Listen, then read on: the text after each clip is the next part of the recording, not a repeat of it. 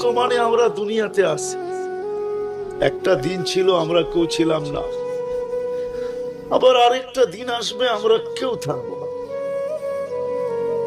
যিনি আমাদেরকে নিয়ে আসছেন ওনার কাছেই আমাদেরকে ফিরত যেতে হবে।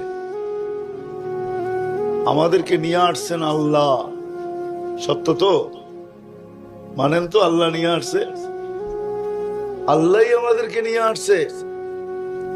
আপনি যত উন্নত সোসাইটিতেই থাকেন না কেন, বুকে হাত দিয়া বলা যাবে না আমি সদিচ্ছায় মানুষ হিসাবে দুনিয়াতে আসছি। কি বলা যাবে? উনি তো বলেন না, আপনি বলবেন কোত্থেকে আর আমি বলবো কোত্থেকে।